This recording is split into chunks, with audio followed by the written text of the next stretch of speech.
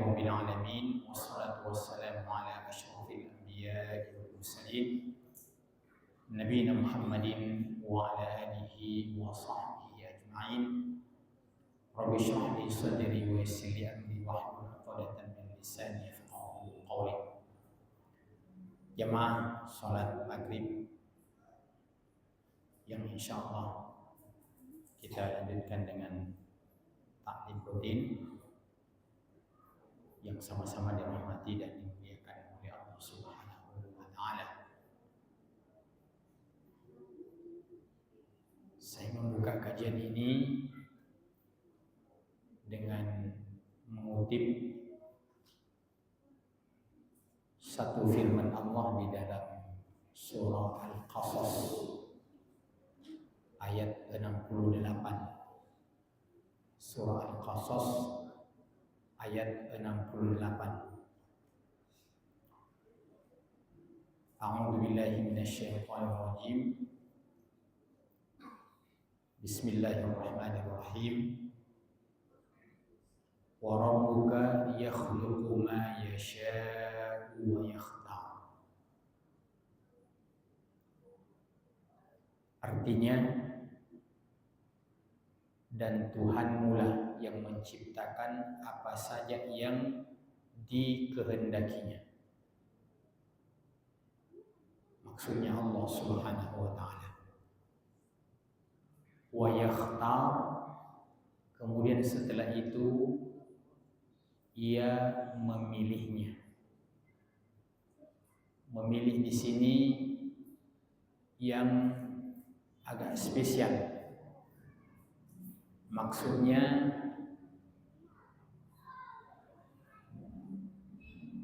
ia seleksi. Jadi sebuah momen kalau dikatakan seleksi dalam hal apa saja, pasti dari hasil pilihan dan seleksi itu, itulah yang terbaik. Umpamanya seleksi penerimaan mahasiswa baru. Dari sekian banyak yang mendaftar, hanya sekian yang diterima. Maka yang diterima itulah hasil seleksi dan itu yang terbaik. Jadi Allah mengatakan wa rabbuka yakhluqu ma yasha'u wa yakhtar. Dan Tuhanmu lah yang menciptakan apa saja yang Allah kehendaki. Jadi kita salah satu di antara ciptaan Allah Subhanahu wa taala. Kalau ada makhluk Allah yang ia ciptakan selain daripada kita dan itu kurang berkenan bagi kita, itu adalah sesuatu yang tidak boleh kita jadikan sebagai pegangan dan prinsip. Kita harus rela menerima apa yang Allah ciptakan itu.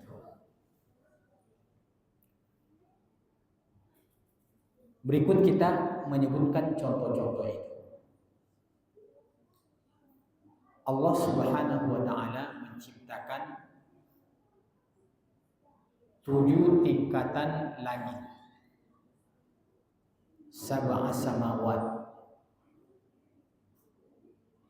Dari 7 tingkatan langit itu jemaah sekalian, ternyata Allah Subhanahu wa taala memilih langit ke-7 itu adalah langit tingkatan yang termulia. Disitulah ditempatkan hamba-hamba pilihannya. Tempatnya para malaikat-malaikat Allah Subhanahu wa taala.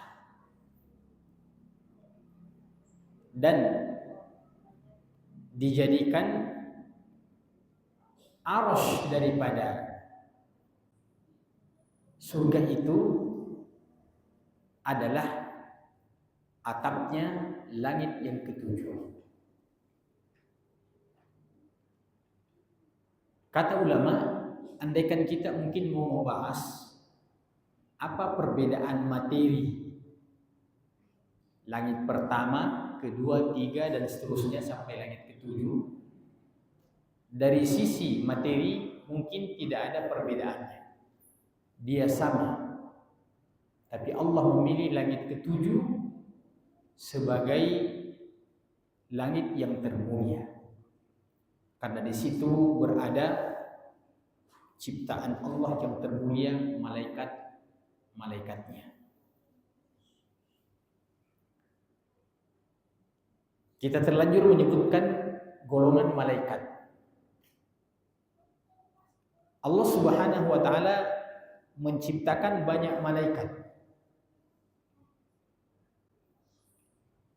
Dan Allah Subhanahu wa taala memilih secara spesifik beberapa malaikat yang spesial. Dalam doa salat malam,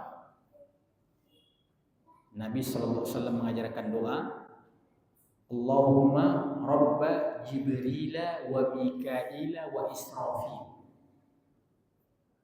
Ya, si panjang redaksinya doa itu, tapi saya cuma ingin mengutip bahwa dalam doa yang diajarkan oleh Nabi itu, Allahumma rabba Jibril wa Mikail wa Israfil. Masih banyak malaikat yang lain. Ya Allah, Tuhannya Jibril, Tuhannya Mikail, Tuhannya Israfil. Itu yang disebutkan oleh Nabi dalam hadis itu. 3 malaikat yang paling utama.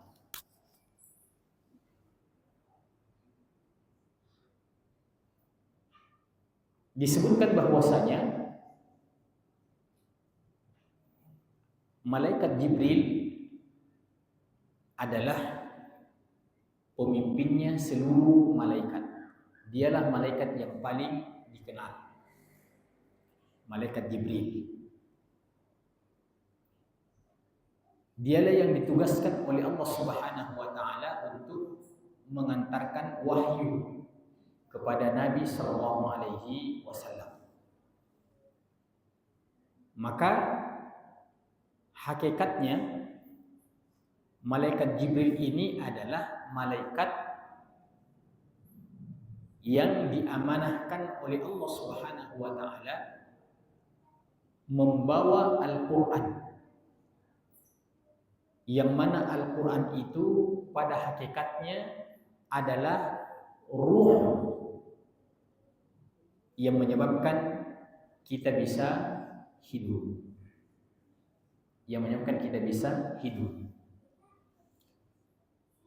Makanya Allah menyebutkan dalam surah Al-Qadr dengan mengatakan tanazzalul malaikatu war-ruh. Tanazzalul malaikatu war-ruh.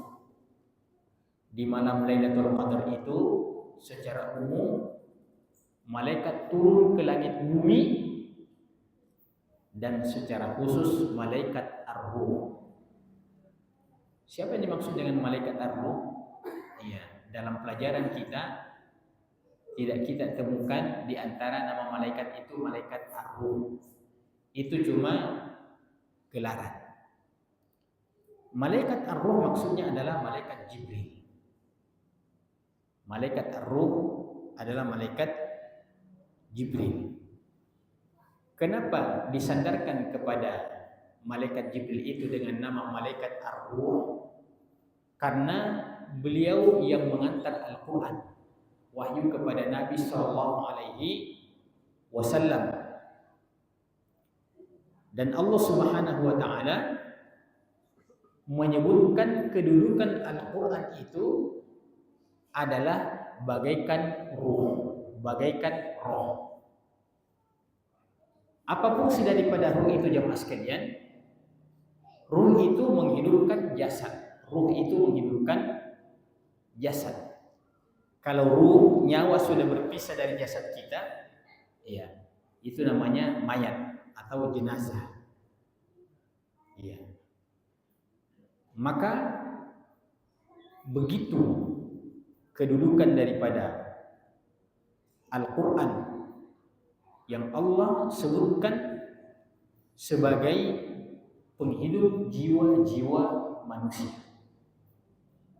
Maka yang membawanya pun malaikat Jibril, Allah gelari dengan malaikat Ar-Ruh, malaikat pembawa ruh yang menghidupkan jiwa-jiwa, yang menghidupkan hati-hati yang mati. Kita lihat lebih jauh jemaah sekalian. Dalam surah Ad-Duha, Allah mengatakan pada Nabi sallallahu alaihi wasallam di salah satu ayatnya, wa wajadaka dhallan fahada. Wa wajadaka, didapatinya engkau, ditemukannya engkau. Iya. Konotasi ditemukan kalau dalam keseharian kita itu seperti barang yang tercecer. Ya. Ada anak yang ditemukan, ada anak yang didapatkan. Ya, sering kita lihat di medsos. Maka Allah mengatakan wa wajadaka dhallan. Kamu itu ditemukan Muhammad dalam keadaan bingung. Bahkan kalau kita terjemahkan yang lebih ekstrim, ditemukannya engkau dalam keadaan sesat. Jadi dhal itu sesat.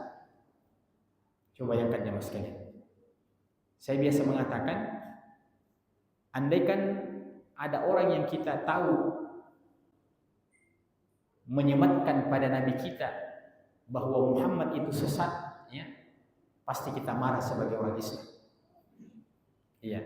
Tapi karena Allah sendiri yang menggelari Nabi dalam ayat ini, wa wajadaka dhallan, ditemukannya engkau dalam keadaan bingung, ditemukannya engkau dalam keadaan sesat. Fahada, di saat engkau bingung, Allah memberikan petunjuk kepada. Maksudnya, sebelum Nabi mendapatkan wahyu dari Allah, beliau itu bingung. Beliau bingung. Kita tahu kisahnya, bolak-baliknya Nabi dari Mekah ke Gua Hira, Ghar Hira. Berbolak-balik, sering bertahanus di Gua Hira. Jiwanya itu sementara dalam proses pencarian. Jiwanya itu dalam proses pencarian. Ada kebimbangan. Ya, ada ketidaktenangan. Maka pertama, tentu dengan petunjuk Allah, beliau diarahkan untuk pergi bertahanus, ya, bersunyi-sunyi di Gua Hira. Ketika Nabi menerima 5 ayat pertama dari surah Al-Alaq, Iqra bismi rabbikal ladzi khalaq. Itu artinya Nabi yang tadinya bingung, sekarang dia mendapatkan petunjuk. Yang tadinya hatinya sempit, sekarang hatinya lapang. Iya. Kita bisa merasakan dalam keseharian kita mungkin. Kalau ada masalah, iya. Orang melihat kita punya tubuh ini utuh, ya, tidak ada anggota tubuh kita yang hilang, ada mata kita, ada telinga kita dan seterusnya, tapi terasa sempit dada kita. Itu karena mungkin ada masalah dalam kehidupan kita. Iya. Tapi ketika Allah menghilangkan kita punya masalah itu, betul-betul kita dapat membedakan suasana kebatinan kita istirahat. Kita dapat membedakan suasana hati kita di saat punya masalah, ya, sumpuk, ya. Tapi ketika Allah hilangkan dan angkat masalah itu dari kita, ya. Contoh dalam masalah keduniaan. Contoh, ya. Ada orang yang punya utang pada seseorang. Si A berutang kepada si B. Ya. Si B ini menelpon terus. Ya. Sudah berkali-kali. Ya. Mungkin rata-rata kita sama, Pak. Ya. Kalau kita ditagih itu, kita lihat pasti tagihan ini. Biasanya tidak langsung kita terima itu, Pak. Sama itu. Terutama ketika tidak punya uang. Ya. Iya. Maka kita lanjutkan. Ya. Terasa sempit dada kita karena kita tertekan, Pak. Haknya orang. Iya. Subhanallah. Saya ada pengalaman hidup. Betul. Ada orang, ya, yang menelpon, ini sudah berapa kali, Pak? Ya, minta uangnya. Ya. Waktu itu kejadiannya orang tersebut di daerah jauh sana, Patalasam. Ya, ini sudah berapa kali dia mau terima uangnya. Jadi ada juga sebenarnya teman yang sudah janji akan mentransfer uang ke rekening saya. Jadi inilah yang orang janjikan ke saya, yang belum masuk ke rekening saya, yang saya janjikan kepada orang itu, dan dia sudah jalan. Jadi saya bilang, ya silakan Pak, kita ketemu, ada Bank BNI Syariah di sini. Iya. Kita ketemu di Panakukan itu, Jalan Pertarani, di BNI Syariah. Iya. Waktu itu uangnya belum masuk, Pak. Belum masuk ke rekening saya uang itu yang saya janjikan.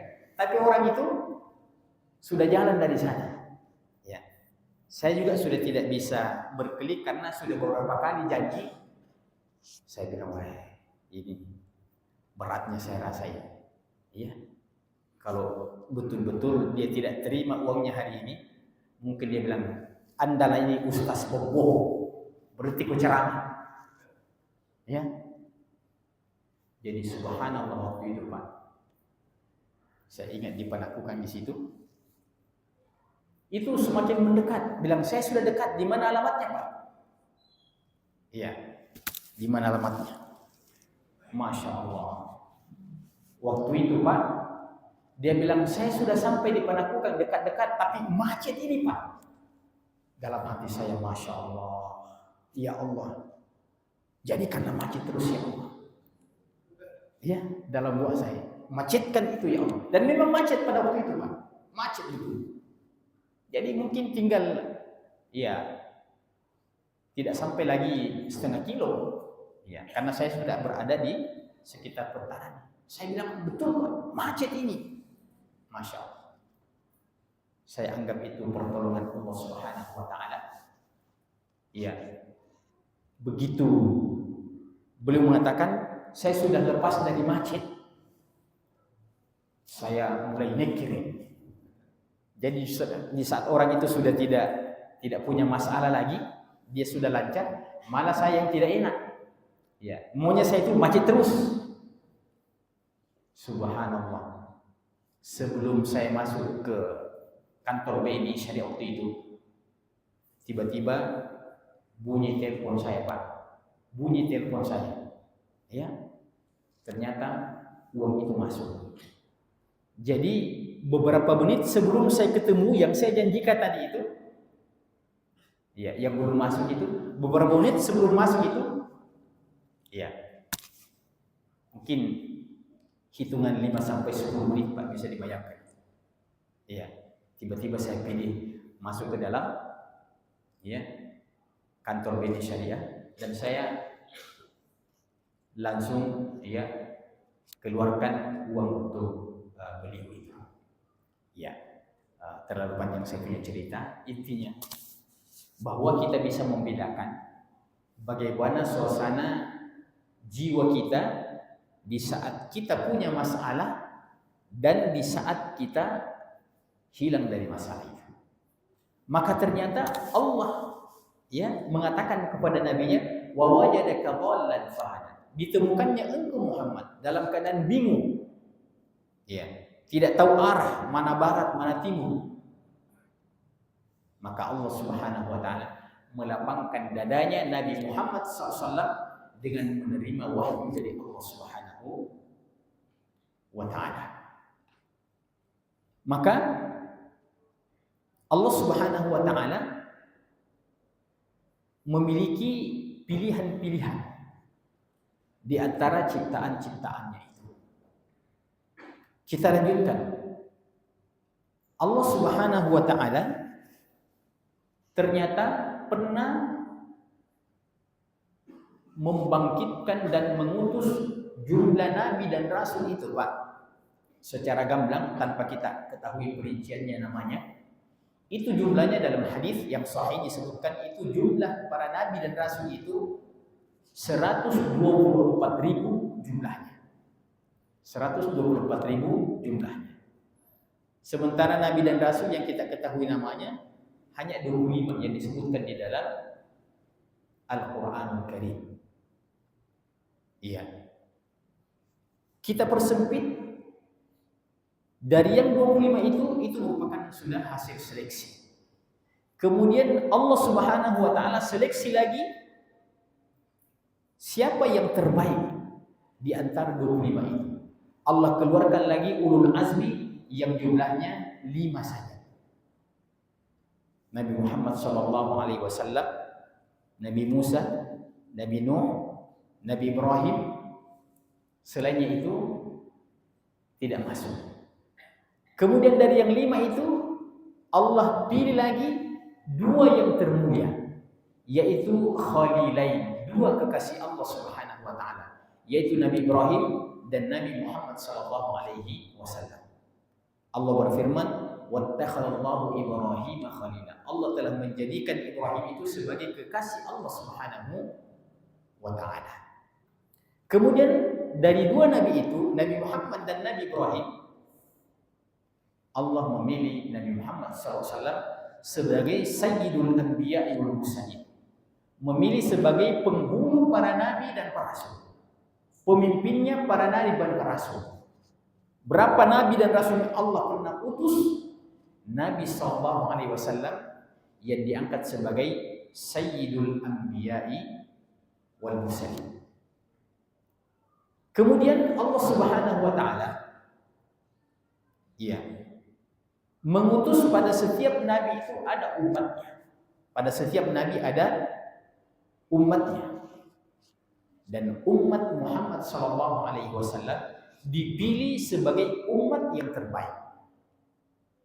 Karena Allah tidak mungkin memilih Nabi Muhammad sebagai nabi yang terbaik, kemudian umatnya tidak menjadi umat yang terbaik. Maka Allah pertemukan nabinya adalah nabi yang terbaik dan umat Muhammad SAW sebagai umat yang terbaik. Ayatnya, kuntum khairu ummah. Kalian adalah umat yang terbaik. Dalam hadis Nabi SAW, terbaiknya umat Muhammad SAW ini adalah diantaranya dari sisi bahwa kuota umat Muhammad ini yang lebih banyak sebagai penduduk surga nanti insya Allah.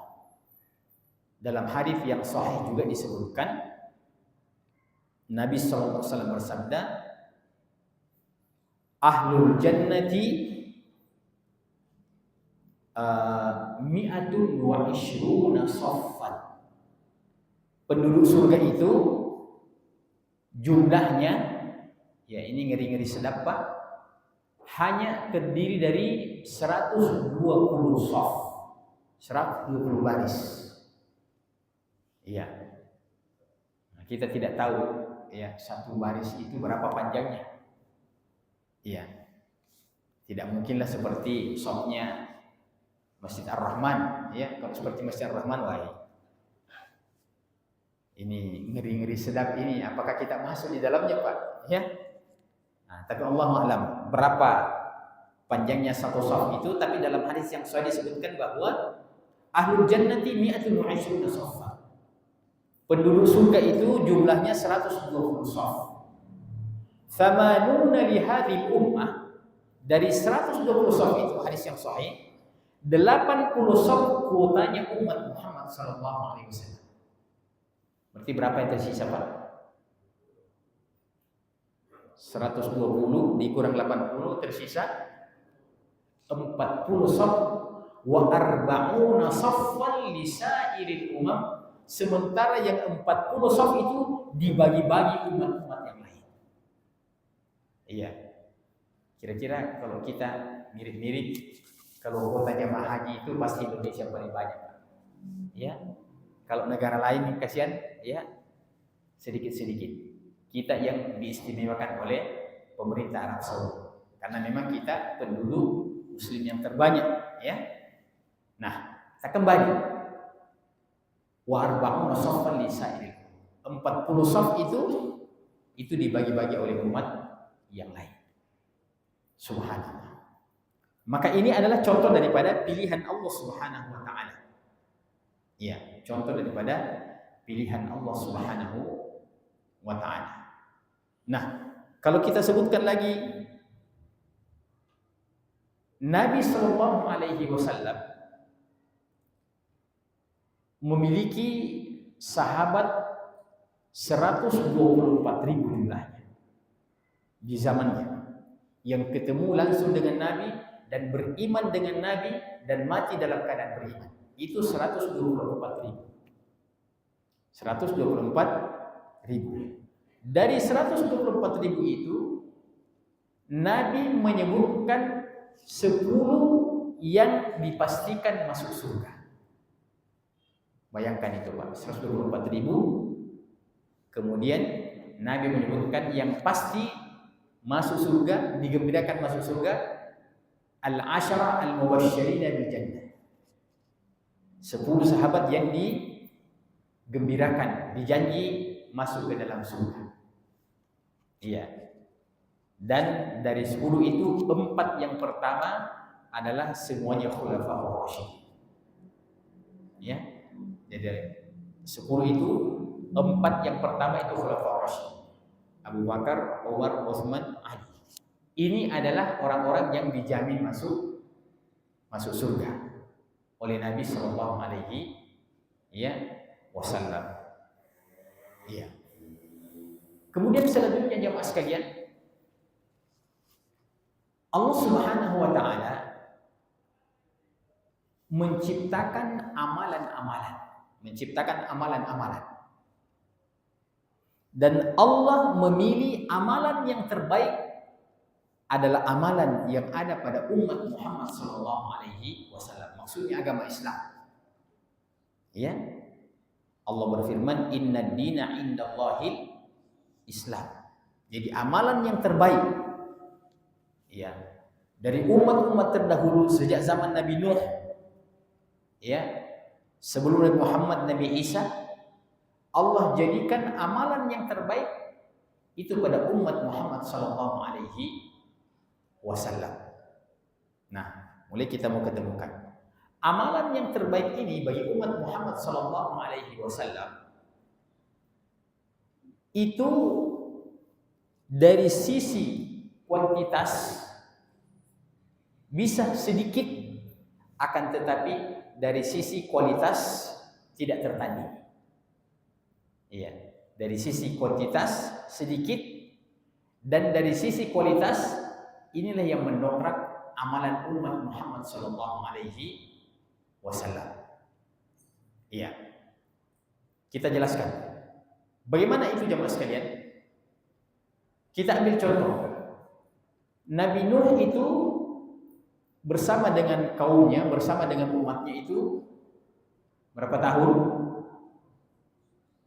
Berapa tahun Nabi Nuh bersama dengan umatnya? 950 tahun, Pak. 950 tahun. Iya. Itu kekhususan umat-umat terdahulu, diberikan umur yang panjang. Iya. 950 tahun. Falabitha fi qaumihi alfasanatin illa khamsina aman. Nabi Nuh itu berdakwah di tengah-tengah kaumnya, membersamai kaumnya, umatnya 1000 tahun kurang 50, 950 tahun. Iya. Terus bagaimana dengan umur umat Muhammad? Kata Nabi, a'maru ummati ma baina sittina was-sab'in. Kalau umur umatku itu rata-ratanya antara 60 sampai 70, rata-rata. Iya. Artinya bisa kurang dari 60 itu, buktinya ya. Ada anak muda yang masih muda, iya. Ada salah seorang ya jamaah kita yang baru beberapa hari yang lalu meninggal dunia, itu sering ikut di sini, sering ikut pengajian saya. Ya. Setiap saya datang, ya hampir selalu ada. Itu anaknya Pak Haji Dainunta, ya rahimahullah. Iya. Yang yang punya tanah wakaf Masjid Wahdatul Umayyah. Ya. Selalu datang. Iya. Meninggal dunia beberapa hari ya yang lalu. Ya, kira-kira baru menghampiri 40 ya. Si muda sekali. Maka kalau kita bandingkan antara umurnya umat terdahulu dengan umurnya kita, kira-kira bagaimana caranya kita bisa bersaing masuk surga? Ya, bagaimana caranya kita bisa bersaing masuk surga? Kita ini masa bekerja kita, masa beramal kita sebentar. Ya, logikanya umat-umat terdahulu itu lebih berpeluang masuk surga dibandingkan dengan kita. Karena mereka Allah kasih umur yang panjang. Ya, Allah kasih umur yang panjang. Kita ini diberikan umur yang pendek-pendek, ekor-ekornya umurnya umat terdahulu. Nah, jamaah sekalian, ini baru saya masuk intinya. Umat Muhammad SAW itu diberikan 3 kemuliaan pada 3 aspek. Diberikan 3 kemuliaan. Inilah yang mendongkrak amalan-amalan kita walaupun umur kita tidak seberapa. Ya, walaupun umur kita tidak seberapa.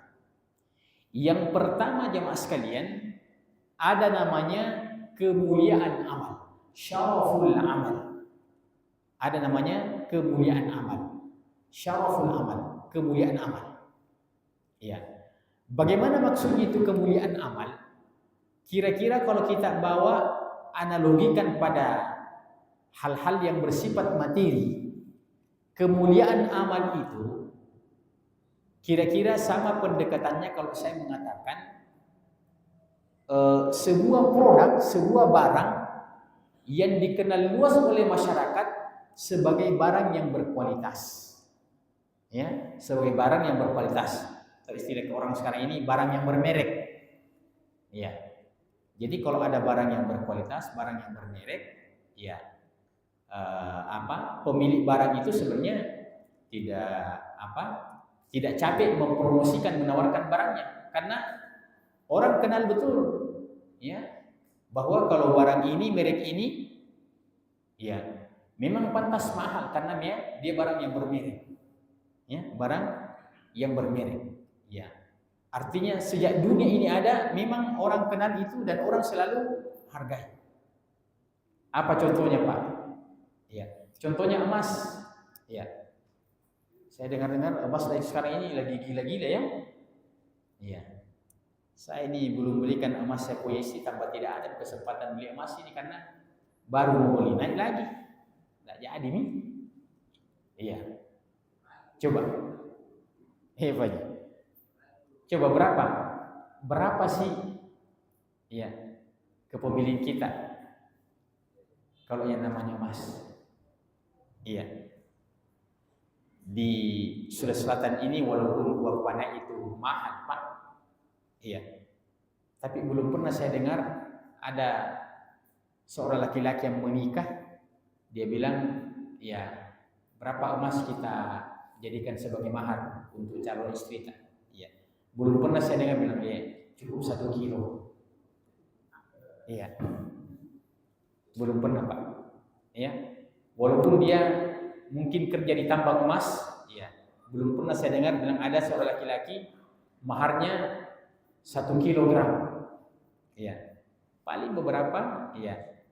5 gram, 10 gram itu sudah luar biasa. Ya. Iya. Saya sudah lupa itu berapa orang tua saya kasih. Iya, istri saya dulu ketika saya menikah, ya saya sudah lupa jelas. Ada kayaknya cincin-cincin kecil, ya mungkin 3 gram waktu itu. Iya. Sebab orang memang paham bahwa memang emas itu mahal, Pak. Ya, mahal. Kecil-kecil saja tapi dia mahal. Iya. Dan orang menerima, orang tidak keberatan kalau barang itu memang mahal, karena memang sejak dulu emas, ya, itulah barang yang dikenal sebagai barang yang mahal, Pak. Ya, sebagai barang yang mahal. Jadi itu yang pertama. Iya. Sesuatu itu menjadi bernilai kalau dia dikenal sebagai barang mahal, barang yang berkualitas. Di dalam agama kita juga amalan yang disyariatkan itu, amalan disyariatkan, amalan yang dianjurkan untuk dikerjakan, itu kita analogikan mirip-mirip dengan emas yang mahal, Pak. Mirip-mirip dengan emas yang mahal. Iya. Nah, saya sebutkan contohnya, ya, yang hampir setiap pengajian kita dengarkan. Iya. Saya sebutkan contohnya. Iya. Saya tanya, berapa nilainya itu sholat sunat subuh? Berapa nilainya sholat sunat subuh 2 rakaat? Iya. Iya.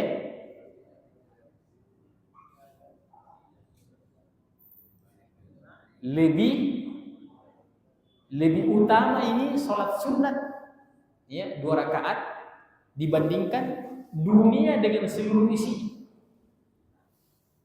Iya. Kalau saya, Pak, jangan di dunia dengan seluruh isi.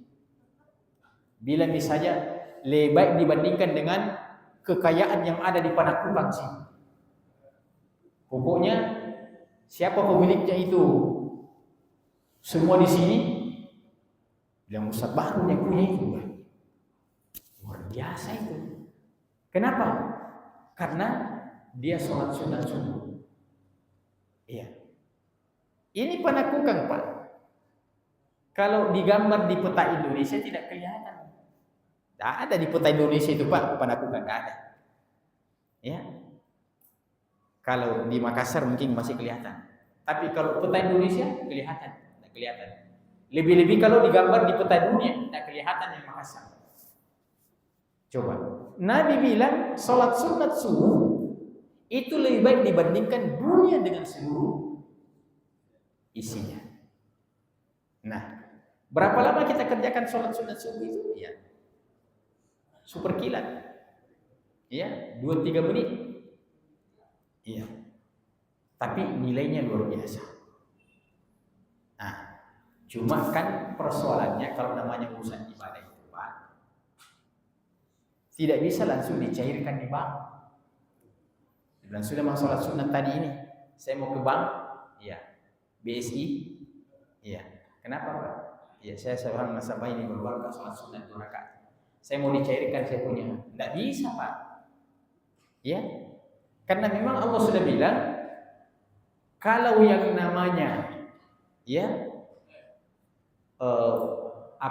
urusan-urusan akhirat itu memang ditunda, ya, pembalasannya oleh Allah Subhanahu wa taala.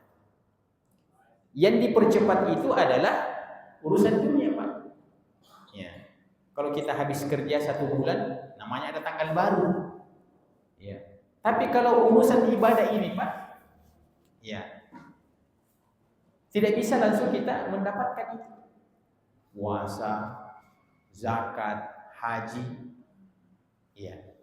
Mungkin ada yang mengatakan, ya, tapi ada orang Ustaz, ya, yang rajin ibadah tapi kaya juga. Ya kan banyak orang-orang soleh yang kaya juga, Pak. Betul. Iya. Maka kita katakan itu bukan pembayaran Allah itu. Belum pembayaran Allah itu. Kalau dia rajin sholat, rajin puasa, dia kaya raya juga. Iya. Bagaimana itu? Kita katakan belum pembayaran Allah itu. Tapi apa yang Allah berikan di dunia itu, andaikan pun kekayaannya selangit, ada orang punya rumah sampai awan, ya, kita katakan kalau ada orang beriman yang diberikan yang seperti itu dan itu di dunia, itu baru tanda jadi. Itu baru tanda jadi, DP. Iya. Kan tidak masuk akal, Pak. Kita beli apa? Beli rumah. Ya, beli rumah. Rumah itu kan ratusan juta sampai miliaran. Iya. Tapi biasa di administrasinya itu bilang bayar dulu 5 juta, Pak. Harganya 1 miliar, kita bayar 5 juta. Jauh sekali. Karena memang itu baru DP. Jadi andaikan ada orang Islam, orang beriman diberikan oleh Allah dunia di dunia ini, ya, maka itu belum pembayaran Allah, itu baru DP. Dan memang kita orang beriman ini tidak mau dibayar kontan di dunia ini, Pak. Karena kapan Allah bayar kontan di dunia ini, Dia kasih kita semua, konsekuensinya kita sudah tidak dapat di hari kemudian. Mau kita dibayar kontan sekarang, Allah kasih memang, tapi nanti di hari kemudian tidak ada itu bagianmu, kita tidak mau. Iya. Adapun orang-orang kafir, ya, itu Allah sudah kasih semuanya, Allah sudah kasih semua, pokoknya berpoya-poya, ya, puas-puas hawa nafsu, karena di hari kemudian kala nanti kau sudah tidak dapat. Iya, kayak sudah hampir masuk waktu ini. Masih ada 2, Pak. Yang kedua, ada namanya syaraful makan. Ada namanya kemuliaan tempat. Ingat tadi itu, kemuliaan amal. Yang kedua, kemuliaan tempat. Nah, ini juga ada kemirip-miripan dengan urusan dunia. Bahwa sebagaimana di dunia ini, ada memang lokasi-lokasi yang mahal, Pak. Ya. Seperti yang kita beli ini, ya, yang sudah berapa bulan panitia masjid ini, Masya Allah, dan Alhamdulillah pada malam ini kita bersyukur, ternyata tinggal kurang lebih 26 juta. Iya. Ini berapa sebenarnya luasnya ini, Pak Haji, ini yang dibeli 800 juta? Ya? 22. Masya Allah. Nada tanahku di tempat Pakalas sampai 3 hektar, ya. Itu dulu saya belikan cuma 50 juta. Ternyata tanah yang di sini, Pak, ya. Kenapa mahal begitu? Karena dia memiliki nilai strategis. Iya. Sama-sama tanah di sini dengan yang di ujung sana di Madinah. Tapi kenapa di sini mahal? Itu karena dia memiliki nilai strategis tempat. Iya. Iya, Bapak-bapak yang punya rumah di sini, wah, ini orang Kalimantan yang semua di sini, Pak. Iya, kalau saya belum rumahku jauh sana di pinggir kota, karena itu dia bisa beli. Iya. Maka ternyata ibadah ini juga, Pak, ibadah juga ini ada yang berkaitan dengan kemuliaan tempat. Apa contohnya jamaah sekalian? Seperti kita menjaga sholat 5 waktu, terutama kalau kita laki-laki muslim di masjid, ya, di masjid ini. Subhanallah. Iya. Jadi ada orang Pak di zaman dulu 40 tahun tidak pernah masuk. 40 tahun sholat jamaah tidak pernah masuk. Iya. Nah, sementara kalau kita dapat tahiyat terakhirnya imam sholat jamaah, jadi alhamdulillah sholat jamaah. Ternyata tahiyat terakhirnya imam dia dapat. Ini 40 tahun sholat jamaah tidak pernah masuk. Bisa dibayangkan itu kira-kira bagaimana caranya dia programkan itu. Maka mari kita berburu tempat. Mari kita berburu tempat. Cari tempat-tempat yang strategi ketika kita beribadat supaya didongkrak nilainya oleh Allah Subhanahu wa taala. Ya, yang terakhir karena kayaknya sudah masuk waktu. Yang terakhir ada namanya syarafuz zaman, kemuliaan waktu. Ada namanya kemuliaan waktu. Dan ini yang paling inti, ya, kemuliaan waktu ini. Inilah yang kurang lebih sepekan lagi kita akan memasukinya, yaitu bulan suci Ramadan. Beribadah, ya, di luar Ramadan beda nilainya beribadah dalam bulan suci Ramadan. Iya. Coba Allah bilang Lailatul Qadri khairun min alfi syahr. Bobotnya saja Lailatul Qadar itu belum semuanya Ramadan lebih utama dibandingkan beribadah 1000 bulan di waktu yang lain. Coba, siapa mendapatkan keutamaannya Lailatul Qadar itu pada bulan Ramadan itu? Iya, walaupun anak itu mungkin baru umur belasan tahun, itu tiba-tiba terdongkrak seakan-akan umurnya 83 tahun tambah umurnya. Kalau umurnya baru 10 tahun, berarti 93 tahun umurnya anak itu. Kenapa jemaah sekalian? Karena ada namanya syarafuz zaman, kemuliaan waktu. Maka 3 hal inilah yang mendongkrak amalan kita.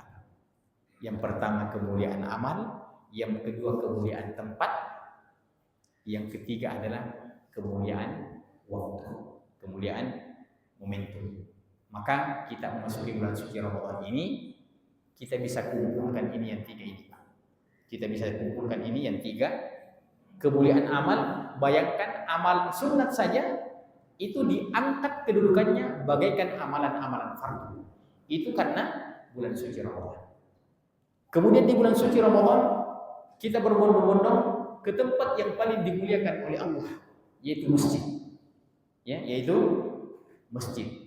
Maka itu terdongkrak amalan kita. Kemudian yang ketiga adalah bertepatan dengan bulan suci Ramadan. Maka siapa yang bisa mengumpulkan 3 aspek ini, dialah yang mendapatkan keutamaan itu, walaupun umurnya tidak seberapa, akan tetapi diangkat derajatnya oleh Allah Subhanahu wa taala. Allahumma barik lana fi Sya'ban wa ballighna Ramadan. Ya Allah, berikan keberkahan di bulan Sya'ban dan sampaikan kami untuk bisa bertemu dengan bulan Ramadan. Subhanakallahumma hamdika asyhadu an la ilaha illa anta astaghfiruka wa atubu ilaik. Wa akhiru da'wana alhamdulillahirabbil alamin. Wassalamualaikum warahmatullahi wabarakatuh.